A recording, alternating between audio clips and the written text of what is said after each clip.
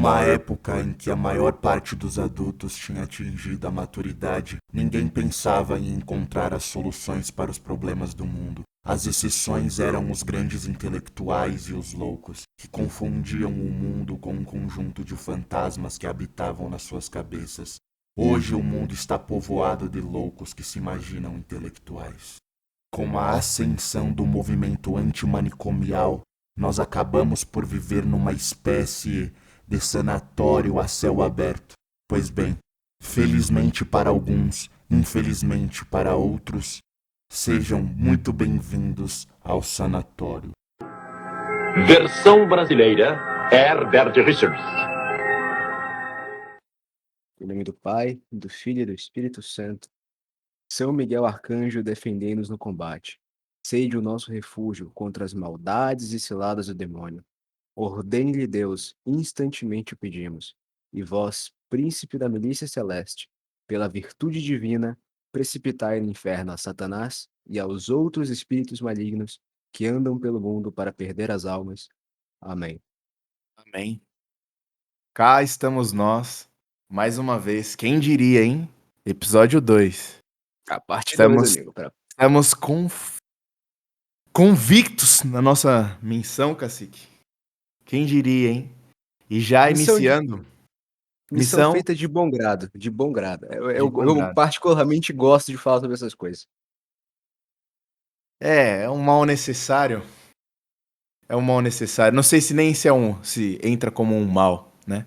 Mas já no início, aqueles, mais uma vez, que quiserem conhecer um pouco mais das coisas que falamos aqui, vocês podem conhecer um pouco mais o nosso canal no YouTube, Esboço de Insanidade e Esboço de Sanidade. Vocês encontram das duas formas, vai estar no link da descrição, certo?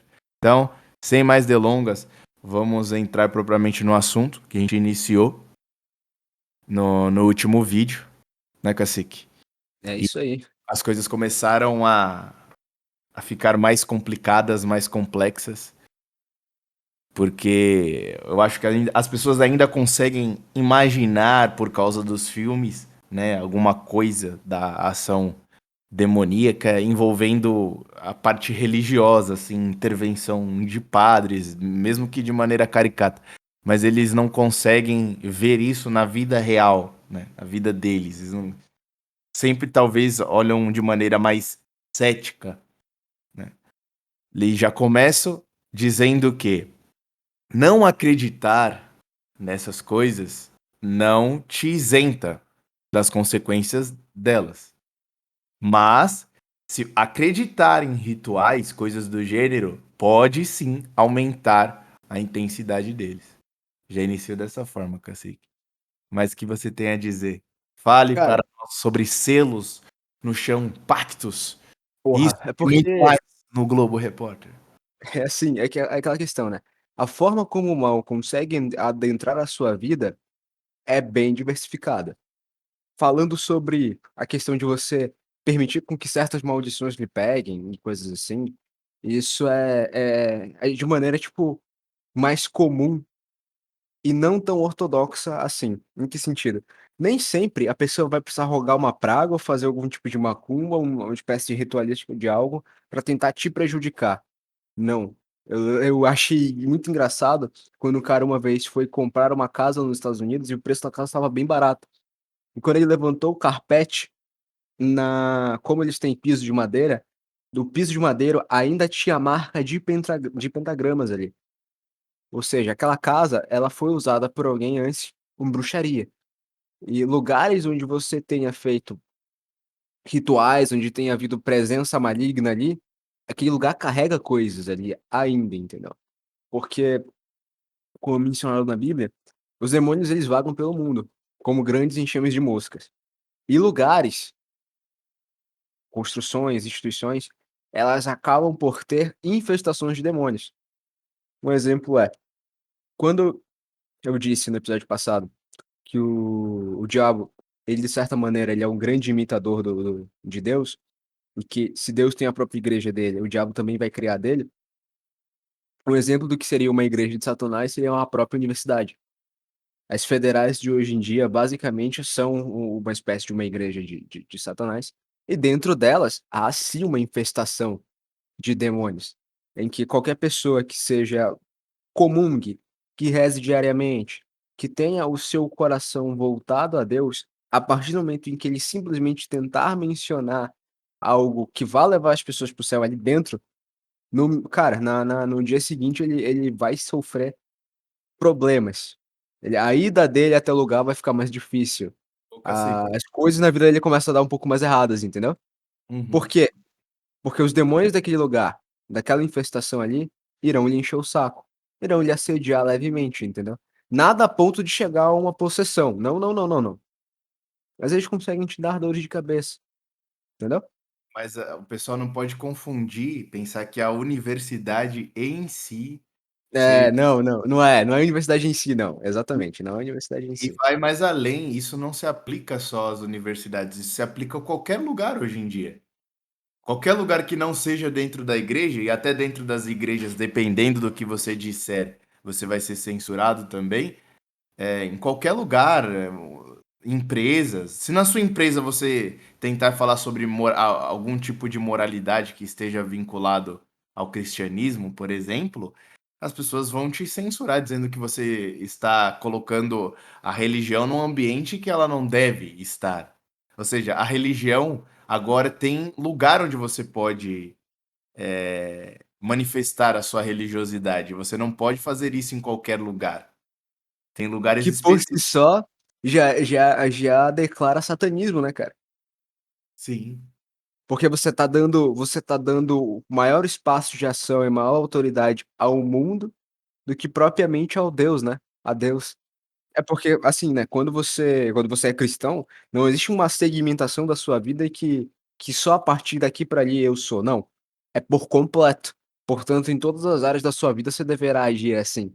No entanto, a sociedade ela te segmenta, ou seja, ela literalmente te limita a agir de determinadas maneiras dentro de um único lugar, dentro de um determinado momento específico. Isso por só seria de aquilo que chamaria-se de satanismo institucionalizado, entendeu? Porque é a inversão da ordem. Você coloca o mundo material acima do transcendente. E nós comentamos no episódio passado lá sobre o interesse na corrupção humana em todos os sentidos, né? O interesse demoníaco em corromper o homem, deixá-lo parecido com um animal inferior, como uma besta, em todos os sentidos possíveis, tanto nos seus costumes, em relação ao que ele come, a maneira de procriar, manter a geração e também na língua, né? Nós falávamos aqui nos bastidores sobre como o significado das palavras tem tomado rumos diferentes do que tinha na sua origem, né? As pessoas usam termos como autoestimar de maneira inadequada, amor próprio e por aí vai. Mas o que eu quero dizer com isso? Muitas das coisas da nossa cultura caíram no descrédito ou não são levadas a sério de maneira geral, folclore também, por, por conta de ser uma estratégia, não ser por acaso. Vou citar um exemplo aqui, né? Ou pode também ter sido uma coisa não premeditada, mas que acabou sendo muito bom para eles. Por exemplo, todo mundo sabe que as vagabundas, em geral, elas tatuam até uma pimenta e Eu acho isso fazem ridículo. referência, saiu um pouco de moda, né, mas isso ainda há um tempo Ainda atrás tem, ainda ainda tem, tem, né. ainda tem. Fazendo referência a mal olhado. Não, aquela menina me olhou com um mal olhado, não sei o quê, mas de onde surge isso daí? Isso realmente existe, o mal olhado existe, não é só uma coisinha da cabeça da vagabunda. Obviamente que a maneira como ela interpreta isso na realidade é totalmente equivocado. Isso é só um exemplo, mas guardem essa informação. Vou citá-la novamente mais adiante. Outra coisa, que eu estava falando sobre a corrupção da língua. Todo mundo deve ter se deparado com a palavra malefício em algum momento da vida sendo utilizada em qualquer circunstância. Por exemplo, benefícios e malefícios do sexo anal. Por exemplo, né? É uma coisa que se Sim. você jogar na internet neste exato momento, você vai achar um texto deste jeitinho mesmo. Tô chutando aí. Se vocês procurarem isso agora, vocês irão achar. Só que a palavra malefício, ela está vinculada com a ideia de ação demoníaca. Estritamente, é um mal causado pelo demônio, na sua origem. A palavra malefício significa isso. Um mal causado pelo demônio. No entanto, usa para qualquer coisa. Ah, isso traz muitos malefícios. Ah, comer isso traz muito malefício. Parece que você. O que está acontecendo? Alguém enfeitiçou aquele tomate ali, você não pode comer, por isso você É está o pão falando que o isso? diabo amassou. Aí vai fazer um malefício mesmo, né? Então, existem maneiras diretas e indiretas de causar um malefício a uma pessoa. Uma maneira direta seria ter contato com um objeto que porta o mal. Ou seja, que alguém amaldiçoou, por exemplo. Sim, Uma sim. maneira aí, por exemplo, maneiras indiretas. Um objeto também pode ser um objeto que representa uma pessoa. Então, um boneco. A pessoa faz um boneco que representa você e espeta. Isso é uma maneira de te atingir indiretamente. Outra maneira indireta, né? O olhar. Você olhar para uma pessoa fixamente, o mal olhado, pode te atingir em algum grau. Obviamente que isso tem um poder muito menor, se comparado, mas mesmo assim pode causar malefícios. Outra coisa que eu não sabia. Veja bem, isso daqui está amparado no exorcista Padre Gabriele. Não são coisas da minha cabeça, é um exorcista. Certo? Outra coisa que eu não sabia, ligações. Não a ligação em si, mas o silêncio. Ou seja, uma pessoa te liga e não fala nada. É uma maneira. Não tô falando que aquela ligação da TIM que todo mundo recebe hoje em dia seja isso, entendeu? Mas O dono da é, TIM amaldiçoando todo brasileiro. não deixa de ser, né? Mas é uma das maneiras, né, de você conseguir causar um malefício a uma pessoa. Só que hoje em dia tudo isso, não, isso não existe. Uma pessoa, o que que tem não quer dizer que uma pessoa que tente fazer um malefício para você que ela irá conseguir. É uma coisa que o Padre Gabriele também falou, uma pessoa que tem uma vida de oração constante e que busca sempre estar em estado de graça, Essa porra não dificilmente pega. Não pega. não vou dizer que não, entendeu? Lembra aquilo que a gente conversou. Se Deus permitir, se Deus conseguir tirar, Justo, entender que justo. será algo bom para aquela pessoa, vai acontecer. A gente sempre cita o caso lá da senhorita. Inclusive, pesquise o nome dela, Cacique, pra gente não sempre falar o nome hollywoodiano Annelise. da Annelise. Annelise. O caso da Annelise, que era uma menina, não como era retratado no filme lá, né? Uma menina que dormia com um rapaz na faculdade, mas aparentemente era uma menina que buscava a santidade, e Deus permitiu que isso acontecesse com ela. Então há casos e casos, mas de maneira geral a oração e a vida direcionada a Deus é o suficiente para te livrar dessas coisas. E outra, né, se manter distante desse pessoal que mexe com essas coisas, né? E aí que nos abre precedente para falar sobre por que as pessoas caçam problema. Por exemplo, quem não conhece alguém que já tenha ido a algum centro espírita, algum ritual de umbanda, tenha consultado um cartomante, tenha feito uma massagem tântrica? Quem não conhece? Fala, Cacique, pra mim. Cara, e aí que tá, todo mundo conhece alguém, ou fez, só não fala. E aí, cara, assim, o Coroa, quando ele fez a série dele combatendo os demônios e tal, ele mencionou uma coisa que o Papa, acho que João Paulo II tinha dito, ou Paulo VI tinha dito, que era a questão que o brasileiro, ele tinha sentimento religioso. Então ele se comovia com a cruz, se comovia com a missa, se comovia com o sacrifício de Jesus, mas ele não tinha vida espiritual. Portanto, ele não rezava tanto, ele não orava tanto, ele não comungava tanto e muito menos se confessava o suficiente, né? Só que esse sentimento religioso que ele tinha para com as coisas corretas, que seria Jesus Cristo e a sua igreja, ele também acaba tendo com as coisas do mundo. E por isso gera-se uma superstição e as pessoas acabam buscando soluções práticas e imediatas para os problemas delas. E a partir desses momentos que elas se defrontam com espiritismo, umbanda, candomblé, até mesmo a própria maçonaria, coisas assim, que vão propor soluções imediatas para o problema dele.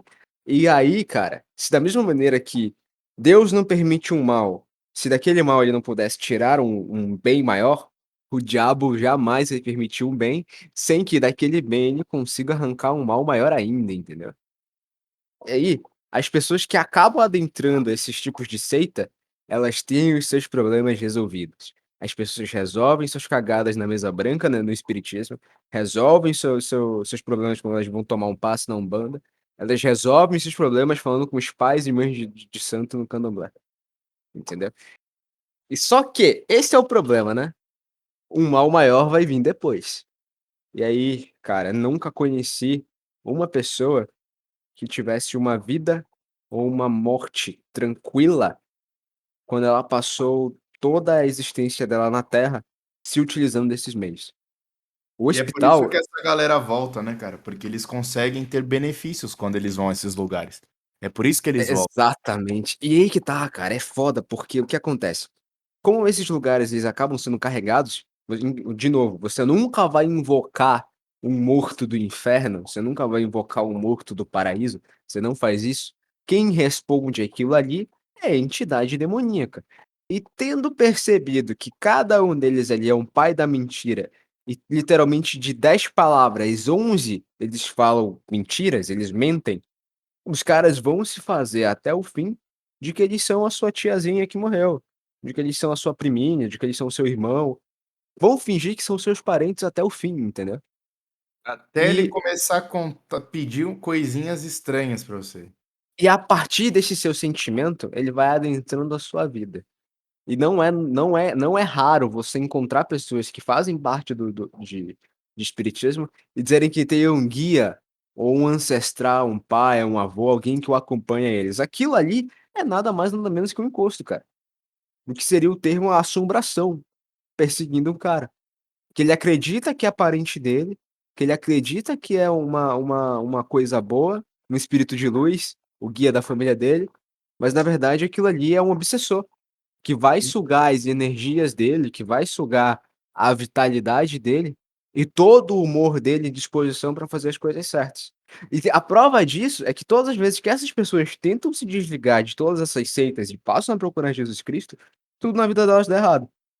Eu lembro de uma história que é interessante, né, que quando você tem esses fenômenos de entidades, de certa maneira você vai ter atrelado ali o poltergeist, que seria a questão do poltergeist é quando você está na sua casa e copo quebra, as coisas fecham do nada, janela bate sem vento. Então, tipo, você fala: "Cara, tem um espírito aqui, tem alguma coisa assombrando esse lugar, tem alguma coisa mexendo aqui". Por quê? Porque essas entidades, elas têm uma interação com o ser humano, elas assediam, elas dão ideias ruins com o ser humano, só que elas se desenvolvem muito bem com objetos também. E aí, o que acontece? Nessas mesas brancas, nessas coisas assim, as pessoas acabam pegando cramunhões da rua e trazendo para sua própria casa. Só que com mais frequência isso acontece quando elas pegam objetos que pertenciam a outras pessoas e trazem para sua casa. E aí que tá, lembra quando você acabou de mencionar que as pessoas conseguem amaldiçoar um objeto?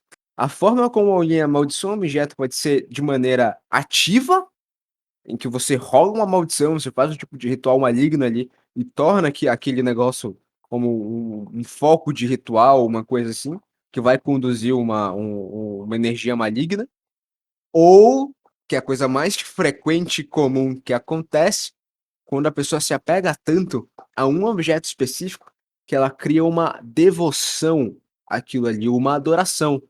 Então, ela tem uma peça, um vestido, um brinquedo, um livro, um celular, uma escultura, um colar, um anel, um objeto, um relógio, e ela é obcecada por aquilo. Esse sentimento de obsessão para com o objeto, ali, os demônios acabam sentindo prazer nessa sua fixação pelo bem material. E a partir disso, dessa fixação, eles acabam se alimentando dessa energia. E aí, nesse ponto, que através daquele objeto, eles passam a agir dentro da casa de uma pessoa.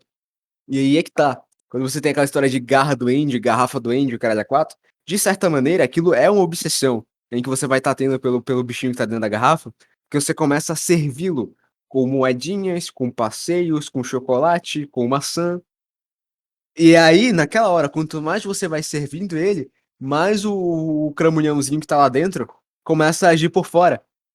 Só que é muito engraçado como geralmente as pessoas que estão diretamente ligadas àquilo ali nunca vão sofrer algum atentado direto. Nunca vão sofrer uma violência concreta contra elas mesmas, logo de cara. Primeiro, sempre é a família. As primeiras vítimas sempre são os familiares, porque antes de destruir a pessoa, o demônio destrói a família. Então aquela casa passa a brigar muito mais do que o brigava antes. As desavenças acabam a acontecer por motivos cada vez menores. E as pessoas acabam não conseguindo mais ter paz dentro da casa, né. E aí isso implica que você tem todos esses fatores de conflito entre os seres humanos ali, e logo em seguida você vai ter os fatores de poltergeist, que é a porra do objeto sumindo, aparecendo em vários lugares, a janela batendo, e sobretudo, como é engraçado que essas coisas geralmente elas não têm uma grande frequência durante as horas do dia, a sacanagem começa na hora da noite, fela. E que na hora da noite, essas coisas começam a ficar cada vez mais ativas. E aí é interessante, porque o ser humano ele precisa dormir. De certa maneira, quando a gente dorme, é um momento em que a gente meio que consegue adentrar o nosso subconsciente, sem que isso seja de maneira ativa, e isso nos revigora. Isso nos deixa prontos para o dia seguinte. Isso nos dá energia. Se você não dorme, se você tem privação de sono, se seu sono é constantemente interrompido, cara, seu psicológico fica fraco. E sem esse momento, assim, que você tem de descanso, existe alucinações, existe visagens que você acaba vendo, né, por conta de você não ter dormido direito. E aí cria-se uma seguinte dúvida, pelo menos pra mim, que é a questão do quando o poltergeist te enche tanto o saco a ponto de você passar noites e noites sem dormir, seria essas alucinações coisas advindas do seu subconsciente, ou seria o demônio tentando abrir os seus olhos para uma realidade em que ele existe, sabe? Para te deixar cada vez mais assustado e surtado. Porque o medo não é um sentimento que vai te ajudar a se prevenir dele, pelo contrário, o medo é o primeiro exatamente, é aquela primeira denúncia que você não tem fé, porque se você teme alguma coisa, você tem medo de que aquela coisa lhe agrida, seja mais poderoso que você. E por isso que os demônios gostam tanto do medo, porque o medo te faz esquecer que Deus existe. Ou pelo menos que o demônio é mais poderoso do que Deus, entendeu? Naquele momento ali. E aí eles se alimentam de todas essas coisas. E aí eu te pergunto, cara, quantas e quantas pessoas acabam trazendo coisas que pertenceram a outras pessoas que elas não fazem a menor ideia, sobretudo em sebo, como você estava falando hoje de tarde, comprando coisa em sebo, que tiveram outros donos, e essas coisas carregam entidades com elas. Sentimentos ruins, sei lá, maldições, coisas assim. E elas levam isso pra casa, cara. Olha, tem algumas maneiras de você saber se aquilo que você tá vendo é uma alucinação ou não. Hum, para ter certeza, apenas, consultando algum tipo de sacerdote, alguma autoridade de uma religião séria, que tem experiência com isso. Tem aqueles episódios que a gente até mencionou de você rezar, por exemplo, se você reza e aquilo some, corresponde, ainda assim pode ser fruto do seu psicológico também, porque o seu psicológico tá falando que se você rezar, aquilo pode desaparecer. Então, eu não vejo, assim, algo mais eficiente do que, assim, isso se repetindo e você tendo contato com alguma autoridade de religião séria, que realmente saiba o que tá fazendo pra te auxiliar. Porque se é uma coisa repetitiva, às vezes você consegue dormir bem e tal, porque O problema é quando as pessoas têm situações comuns, assim, que não foi privada do sono nem algo do gênero, e ela continua vendo essas coisas. Então, existem sinais. Se o sujeito viu uma vez numa situação, tava na paralisia do sono, algo do gênero, eu acho que é uma coisa que nem deve se preocupar, né? Se era ou não era, não importa, não apareceu mais. Deus, graças a Deus. Se era, É. correu. Se era, correu, né? Deve ter visto um anjo da guarda ou algo do gênero, sujeito sumiu do mapa. Amém. Mas, uma coisa que é importante amarrar, cacique, pro pessoal não ficar achando que existe fantasminha camarada. Não existe esse negócio de Não fantasma. existe. Não existe essa porra aí não, cara. Não existe esse negócio de fantasma. Só existem demônios. É isso que as pessoas têm que entender. Ou são anjos que caíram, ou são almas danadas, que a gente mencionou isso no episódio anterior. Se eu tiver equivocado, você vai me corrigindo, cacete. A gente mencionou Uhum. isso, as almas danadas, que seriam pessoas que foram condenadas no inferno. E existe uma terceira opção ainda, que são as almas errantes, que seriam almas que não tiveram um destino definido ainda. Purgatório? Não. Almas errantes não estão no purgatório, só vai pro purgatório quem já teve a sua sentença. Aí você me pegou, amigo. Eu não Porque sabia de almas errantes.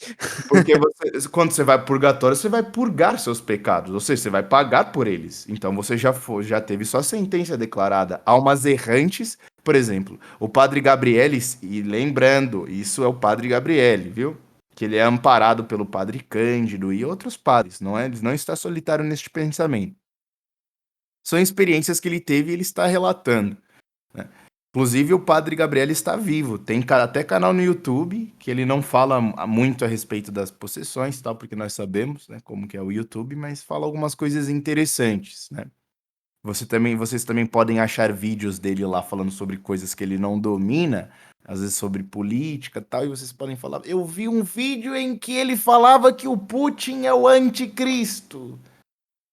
Aí você tem que entrar no vídeo e escutar o que ele tá falando. Calma. Mas de toda forma, o padre Gabriele fala de uma experiência onde uma menina, com poucos anos de idade, uns 12, começou a manifestar uma possessão. Uma menina de 12 anos falando com uma voz grossa de um homem adulto. É uma coisa que de se espantar. E nas possessões, né, quando o padre começava a rezar, ela entrava em transe, né? E aí aquela entidade se manifestava. E conversando com a entidade, o padre conseguiu notar que se tratava, quando a gente mencionou isso, né? Quando eles estão no meio de uma possessão, no meio de um exorcismo, o padre obriga ao máximo, sempre rogando o nome da Santíssima Virgem, de São Miguel Arcanjo, de Deus, para que aquele demônio seja obrigado a falar a verdade. Então, às vezes ele consegue retirar as confissões os demônios acabam tendo que confessar, falar a verdade. Isso deve ser muito uma tormenta para os demônios dizer a verdade. E no caso, era um senhor que sofreu um acidente, um senhor muçulmano que sofreu um acidente, estava bêbado, drogado num carro, bateu, colidiu com um carro de uma família, onde ele morreu e a família também morreu, né? Só que, ao decorrer da conversa, ele dizia que ele estava arrependido pelo que ele tinha feito, e o padre falou sobre o que ele achava da Santíssima Virgem. Ele disse que nunca tinha ouvido falar, ele falou sobre ela, e o cara, né? A menina, soube, possuída por este senhor, gostou do que ouviu, aceitou o Cristo como Salvador, e isso o padre Nossa, relatando. cara. Exatamente. Aceitou Cristo como Salvador e que ele estava arrependido.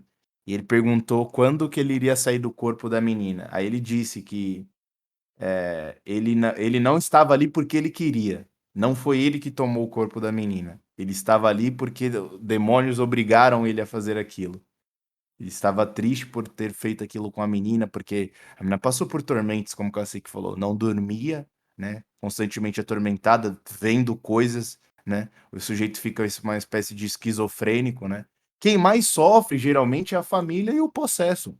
É quem mais sofre, principalmente o possesso. Porque é o que a gente falou, pessoas que são possuídas são pessoas que que o demônio não possui a alma dessas pessoas. Ele está lutando pela alma daquela pessoa.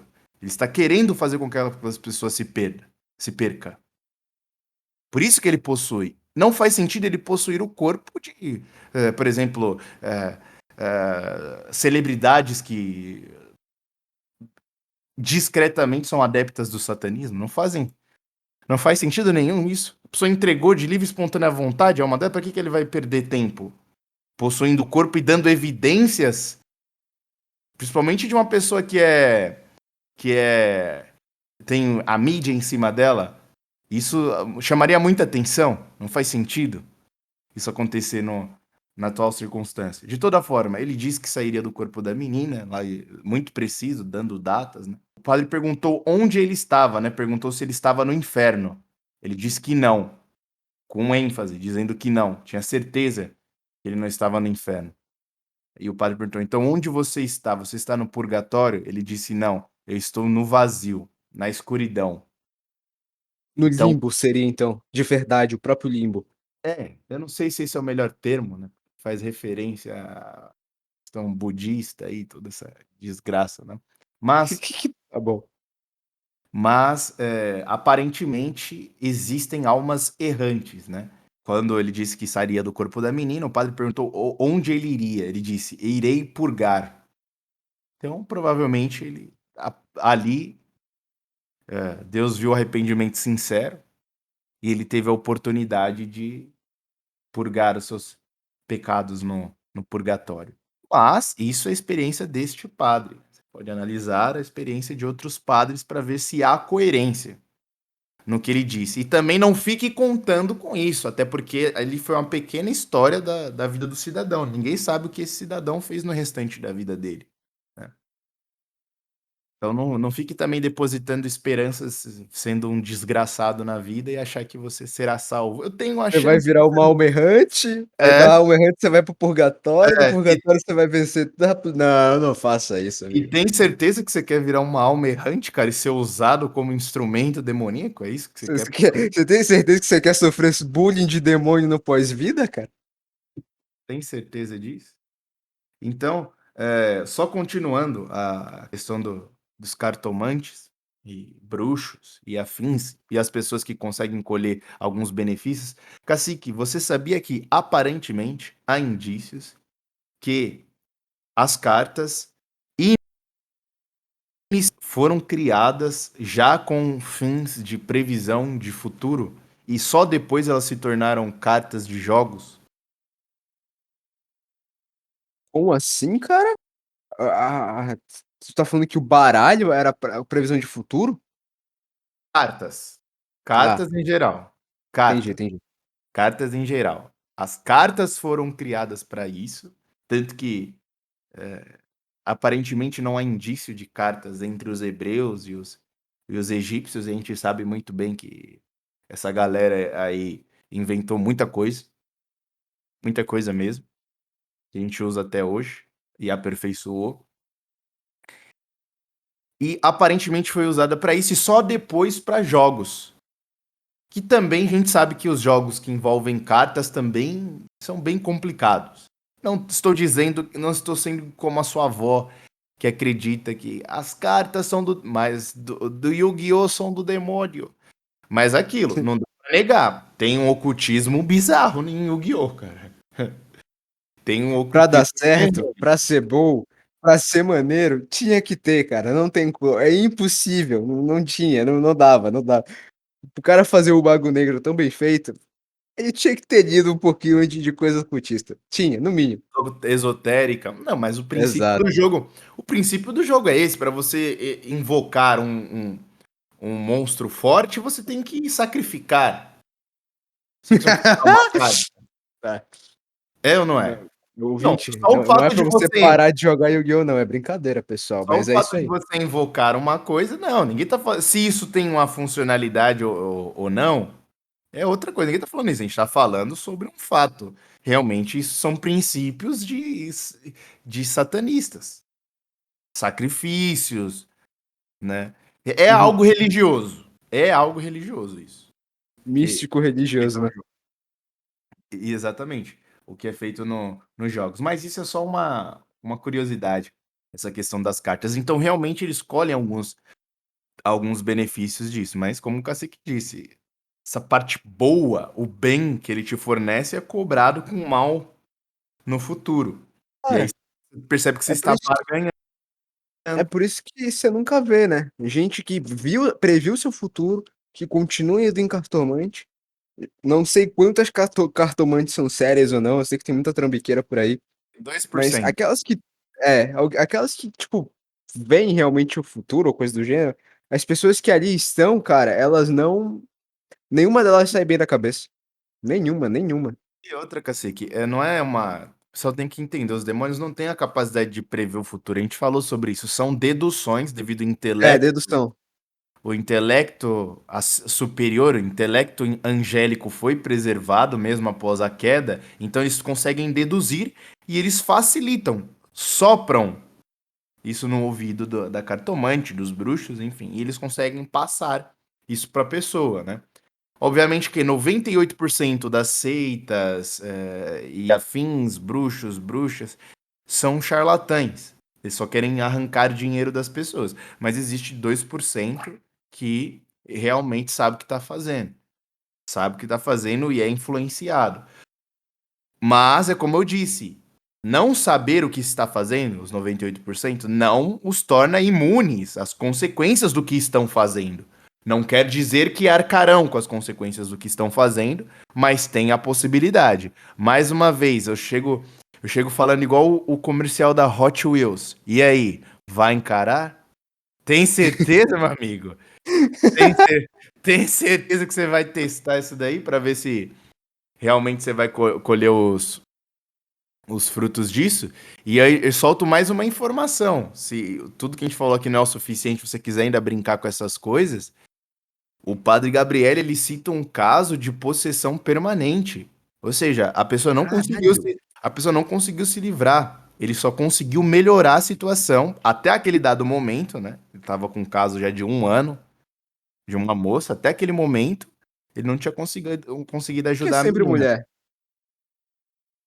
Cara, pode ser que mexem mais com essas coisas, né? No caso dessa menina, é um caso muito grave, porque, assim, ela se envolveu com um rapaz que mexia com essas coisas, né? Hum, O cara cortou pelos da axila, pelos pubianos da moça e fez rituais, e aí, depois de que eles terminaram o relacionamento, a moça não entendia o porquê de ela não conseguir vincular um relacionamento, né? Conseguir ir adiante, crescer num relacionamento com alguém, casar, enfim, ter filhos, porque sempre dava alguma coisa errada, brigas incessantes com os namorados e tal.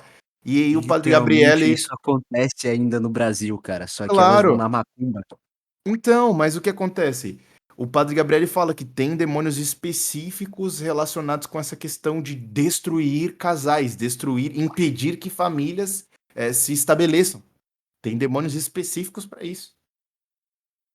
A gente não, é como que nós falamos no primeiro episódio, não sabemos como é a hierarquia infernal. Não sabemos como é, não sabemos como que é o RH do inferno, quem é encarregado de cada desgraça.